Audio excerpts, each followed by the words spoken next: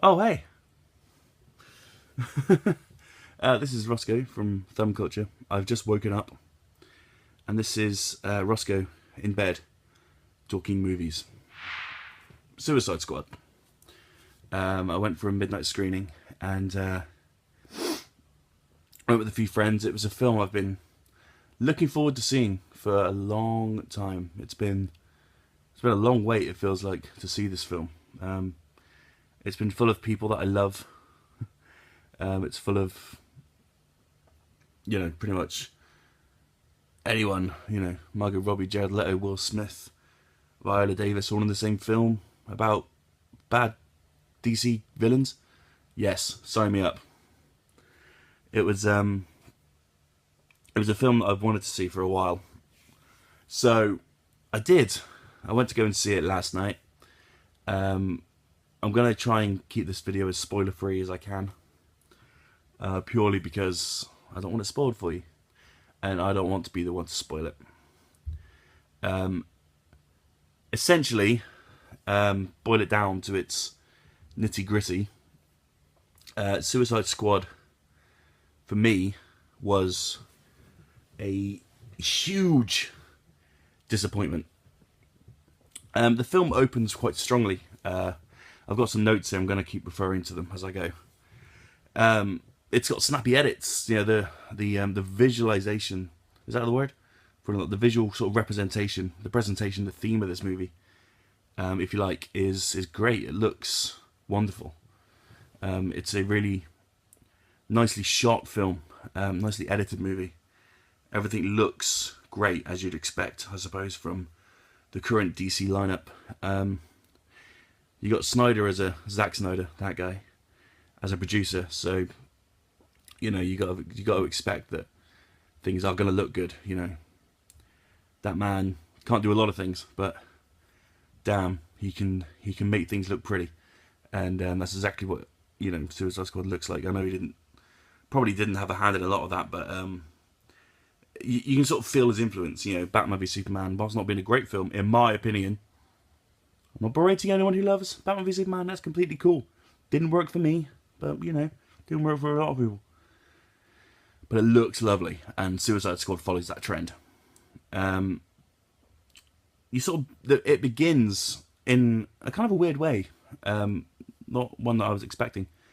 It kind of jumps straight into it, and we meet Amanda Waller, who was played by Viola Davis, who was terrific, and we kind of meet each member of the squad quite individually. I say each; it's not each really. It's kind of one or two. So Deadshot, Harley Quinn, El Diablo, and Boomerang, and the rest to sort of get like, oh yeah, those guys as well. What was interesting was the cameos that they threw in very, very beginning. Again, not one to spoil, but a certain Caped Crusader is all about that pesky meddling. And it's interesting to see how Batman weaves into the backstory of the Suicide Squad. It's definitely an aspect of it which is quite entertaining. And I knew I was quite ready for this. The soundtrack kicks in so quickly. Some great stuff, great choice of music. And the whole kind of first sequence is really cool. It goes on for about 40 minutes. It's quite long.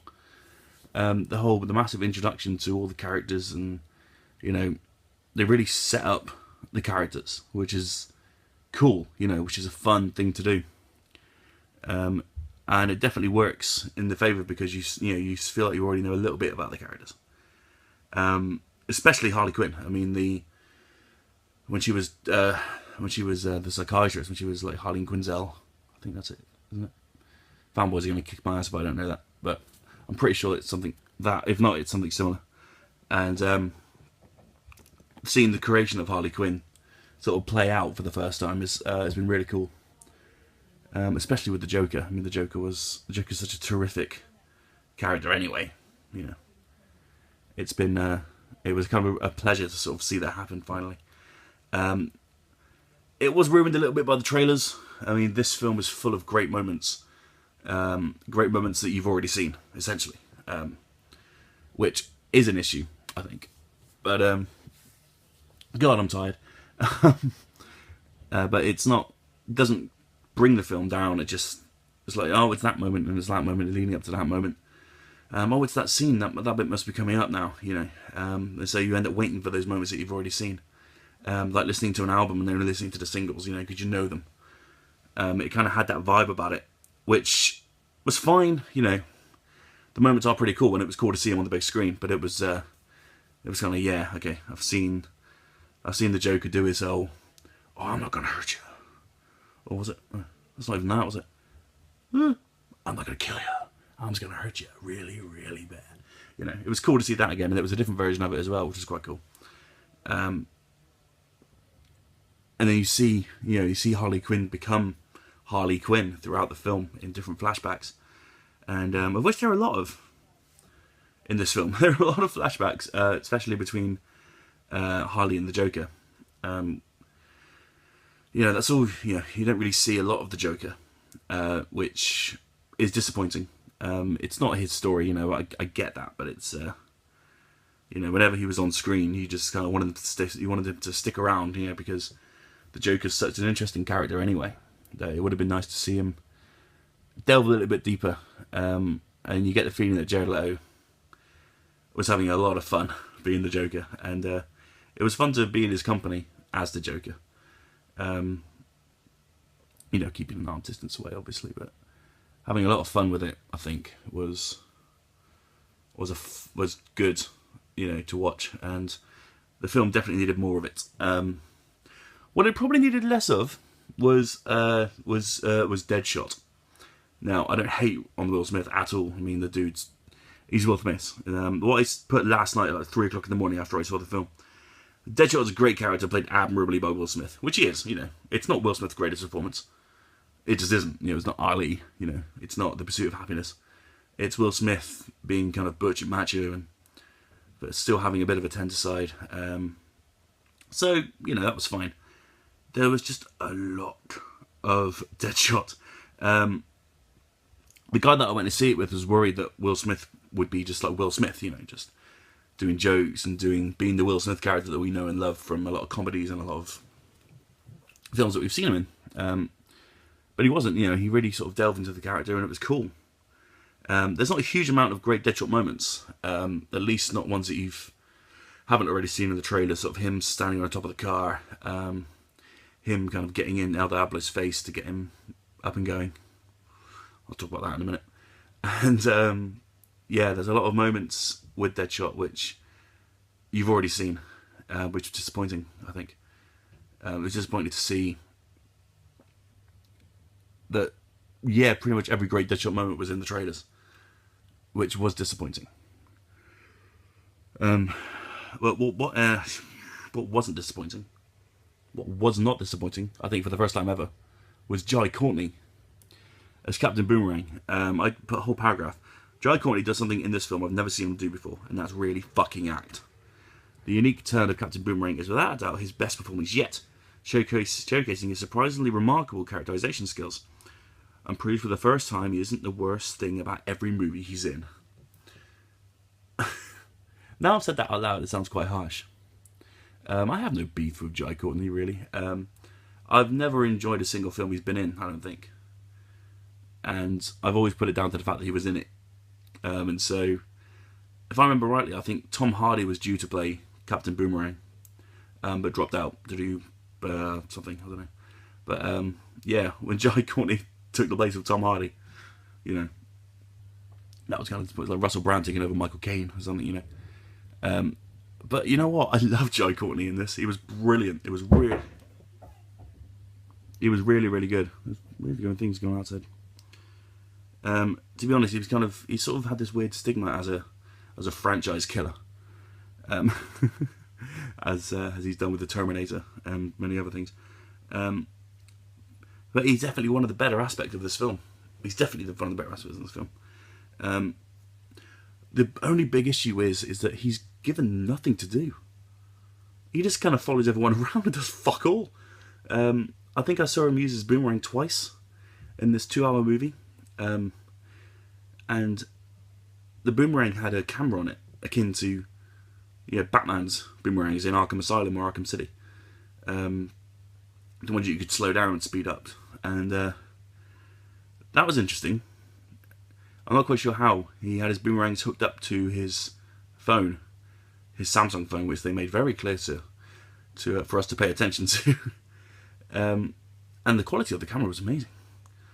It was slowly destroyed by the villain, but that was the only bit that comes to mind. There might be a few more. I can't quite remember.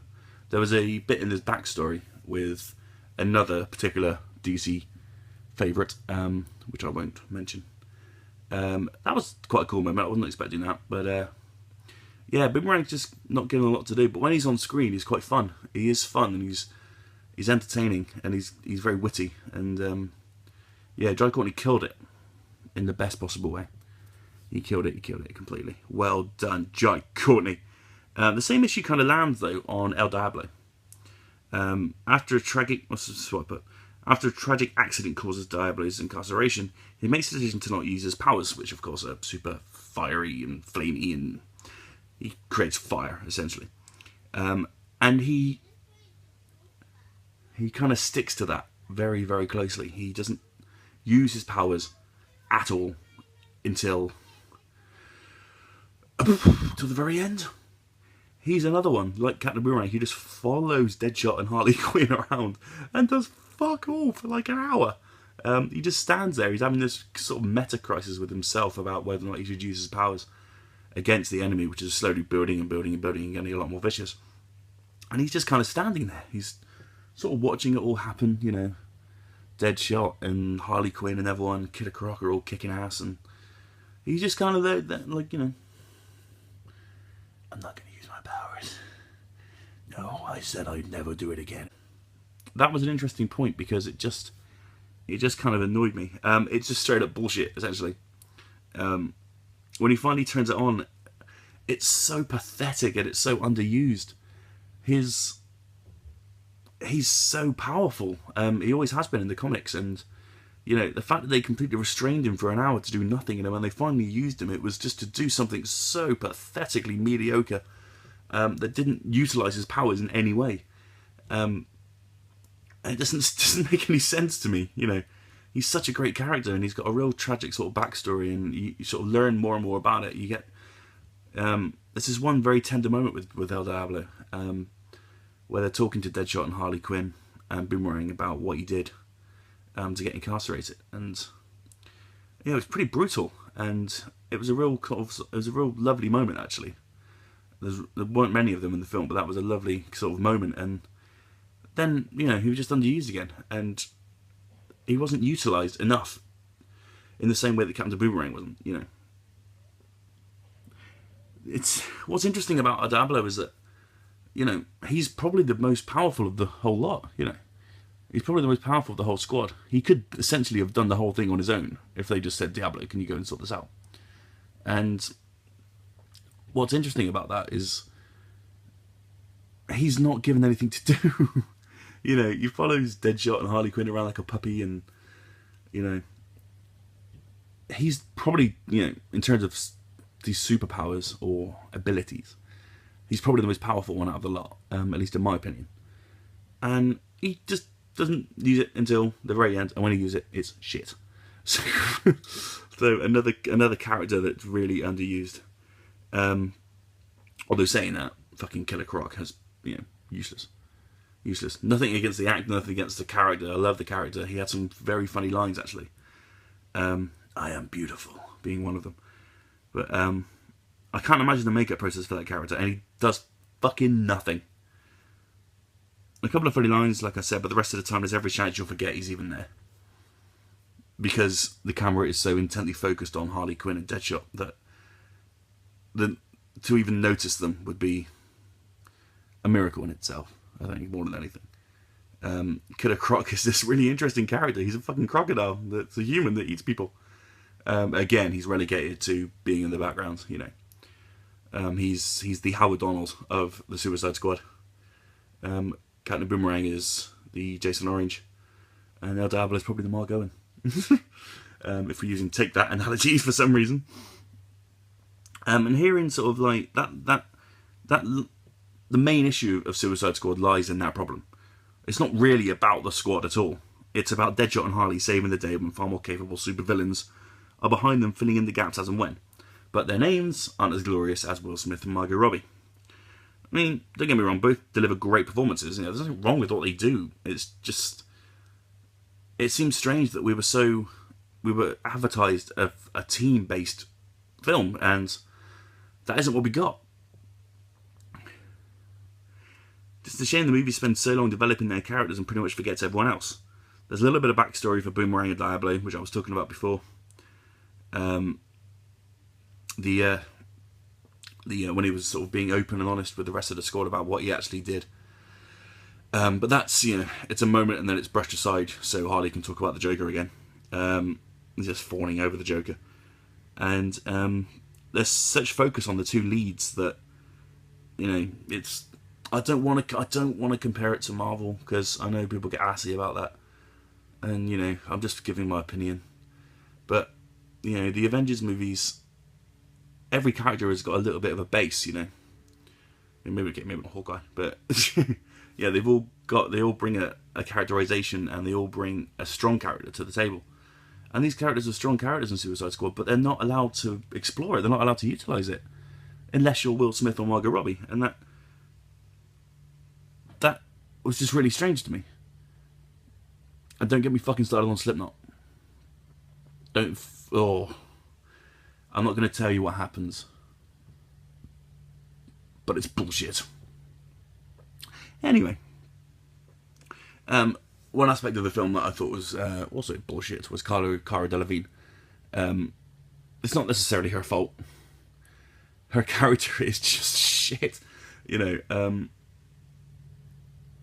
There's a lot that can be done with Enchantress. Like enchanting people, for example. Like controlling them. But no. Her heart is being controlled by Viola Davis. And so she has to do what Viola Davis says. And therein lies, she's just another puppet like the rest of the squad. And again, it's something that's very, very underutilized. Very underutilized. Like the rest of the team. Except for Deadshot and Harley. And I didn't care. I didn't care about Enchantress at all. Couldn't care less. Because I wasn't given a reason to, you know? I wasn't given a reason to care. It's not Cara Delevingne's fault, really, you know? It's just, she's not given a lot to do, apart from prance around a bit. And I found her, you know, she plays a woman who's been possessed by a witch. If you probably know that already, but just for clarification. And I found her character, when she wasn't Enchantress, more interesting, to be honest, because I wanted to know more about what it's like for the human to have a possession inside of you, you know, to have, you know, another being control you from the inside. And I didn't get that. Cara Delevingne also has, I don't think this is a spoiler, she has a buddy called Brother, which she summons, or Enchantress summons at least, and he is, without question and without doubt, in any possible form that I can say it, the worst character in any DC movie thus far. He is abysmal and useless and pathetic. The CGI is so bad. He's about as threatening as a puppy in a bubble bath. It's awful. And it's just terrible. And there's a lot of focus on him as well. You know. And he's crap. He doesn't do anything. Just fuck off, man. No one needs you. Where the hell did you come from? Why are you here? Go away. You know, nothing. Was that, you know, the villain was just total crap. Okay, look, it sounds like I'm hating on this film. And I am a little bit, but I'm not really. You know, I was just hoping for something a lot more than it was.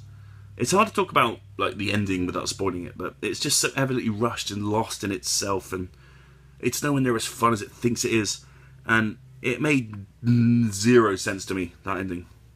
I was watching the final 20 minutes just wondering what the fuck was happening for most of it. My eyes got salted with this whole squad gang going up against an entity which, on paper, should have flattened them all in about 5 seconds. The villain is just crap and doesn't do justice to the performances or the actors slash actresses, and the kind of the exciting sort of build up that we were shown of the villain just comes crashing down. But in the end, it's just crap. I'm probably not alone in thinking the whole thing needed a bit more Joker, to be honest. I loved Jared Leto as the Joker. I thought he was fantastic. It's not, again, it's not the Joker's story, but Leto is having a blast as a character, and even with Will and Margot tearing up the screen when they are being good and entertaining, you miss the Joker. You just miss him. The same way in Dark Knight or The Killing Joke or anything. When the Joker's not around, you just kind of miss him being there, His Joker's mad, vicious and hysterical and terrifying and a blast to be around. He's got a real gangster swagger about him. And it's great, There's only so many close-ups of Margot Robbie's ass you can see though, so the time was necessary for that and not the characterization of the Joker or any of the other characters. I can only hope that if there is a Suicide Squad 2 or if there's a spin-off that, I want to see a Joker and Harley movie. I mean, that's the goal for me. I think that'd be really fun. What the film gets very right is Viola Davis. Amanda Waller, who is the puppeteer that's sort of pulling the strings completely. Everything's orchestrated through her, and her sheer brutality is so fun to watch. The whole sort of get the job done no matter what it's cold, it's calculated, and it possibly makes her far more evil than any of the members of the squad of her Task Force X. It's great to see a no bullshit female role in the film. I really enjoyed that, and it's sadly lacking in Harley Quinn and Enchantress, which is kind of annoying. They're both interesting characters, but visually they're boiled down to small clothing. Enchantress pretty much just wears a bikini. When you sort of boil it down, they're both fawning over the men in their lives, and they're looking for the love, and that's what their characters are built around. And I don't know. I figured that we'd sort of move past that, and apparently not. The same sort of nearly didn't have to be said about Katana. He was very cool, actually. I really liked Katana, but there was a scene where her husband is caught in her sword. The husband's soul is in her sword. Yeah. And she starts crying out at a sword. It's a weird moment, and sort of it lost a little bit of her badassery for me, in my opinion. It sort of felt like, Viola Davis is such a fantastic female character. It's just they took one step forward and about 30 steps back with all the other female characters, which was disappointing, I think. And I hope that should this franchise continue, that gets paid attention to, because I think it's something that needs to be resolved. So, I'll wrap it up now. I've been ranting on for ages. Suicide Squad it's a mixed bag of different things. It's got terrific action. It's got some great performances. It's got some awful CGI. Brother, man. Just, oh, God. There's some, there are a lot of characters. Half of them are underdeveloped. Half of them are underused. They're underutilized. And the leads are too overpowering for them to really get a chance to shine, And it's all a bit of a shoddy mess. It's just a bunch of ideas that on paper probably gelled together, but as a movie just didn't really work. It's a great, it's such a shame. I was so looking forward to this film. So looking forward to it for such a long time. And it just didn't hit me the right way. There's a brilliant movie in there somewhere. You can only sort of wonder what's actually happening at WB right now. With their collaborations with DC, they seem to be getting far too involved. I think if DC are, in a similar way to Marvel, if they're left to their own devices, I think they would be quite a force to be reckoned with. But I don't know the ins and outs of all the meddling kind of controversies that go around, so I will not really want to say that, to say anything about that. But it's fair enough. I think it's justified if this is what's happening now, because Man of Steel was poor, in my opinion. Batman v Superman was probably even worse. And Suicide Squad is good. There are some great moments, and it's it is worth seeing, you know, because it is fun, and I think it's definitely one of those films that you're going to have to make up your own mind. Probably in a very similar way to Batman v Superman. I think it's better than Batman v Superman. That's just me. And I guess that's a positive that I can end on. So thanks. This has been the first episode of Rossko in bed talking movies, which is just me in bed talking movies, essentially. This is on Thumb Culture. I've been talking about Suicide Squad, which is out now. Again, go and check it out if you're interested. There are some great performances. It's probably worth seeing, actually, just for Captain Boomerang, Amanda Waller, and the Joker, for sure. Credit to Margot Robbie as well. Margot Robbie's Harley Quinn is great, and I'm looking forward to seeing more of it. But not at the expense of other characters. That's the important thing. So this is that then. Give us a like and a subscribe. This is our first foray into movies. I hope you enjoyed it, and we'll see you next time. Thanks all. Goodbye.